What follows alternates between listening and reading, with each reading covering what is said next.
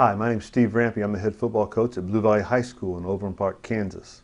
In this video, we're going to talk about our bread and butter, the absolute best thing we do in the pistol running game, and that is the zone read play. It is spread option football out of a shotgun alignment. There are three things I think we get by running zone read. The first thing, we believe it allows us to outnumber the defense.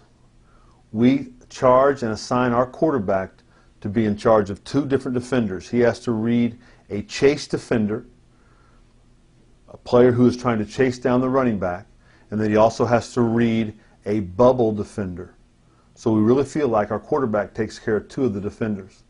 The second thing we feel like this play does is it forces a defense to defend the entire field from sideline to sideline. We put immediate pressure on a defense to have to run the alleys and defend the bubble, not only the bubble screen on every play, but also inside zone.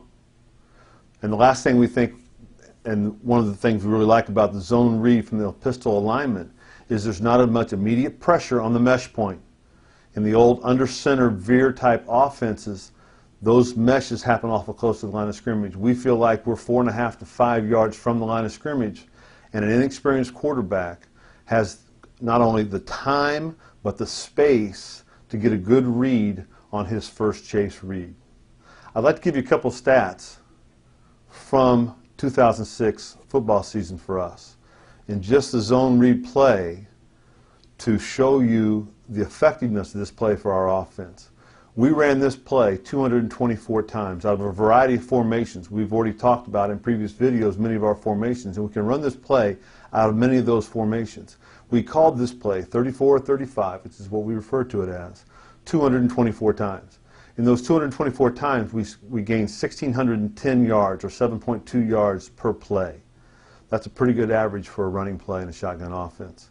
Of those 224 plays, we handed it to our A-back 180 times.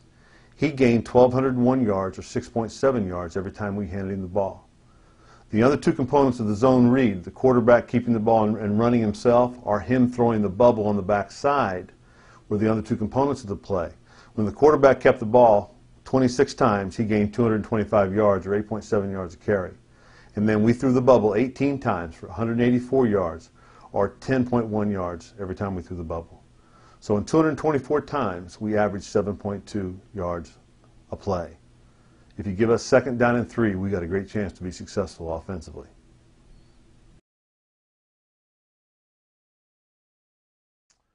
When you talk about the zone read play, you really need to begin with the offensive lineman and their rules for how they block zone and how they work together in a co-op mentality. Let's look at our offensive linemen, how they talk and how they block the zone read play. In a basic right alignment by them with our tight end to the right side against a 4-2 or 4-4 look, okay, which is something we see in teams that are trying to take away a running game, all our linemen are really concerned with is one of two things. Are they covered or are they uncovered? And if they're covered, they're going to follow this procedure. And if they're uncovered, they'll follow this procedure. The only exception to that rule is if you are covered and the lineman to your inside is also covered, then you know you will get no help from him and you are base blocking that.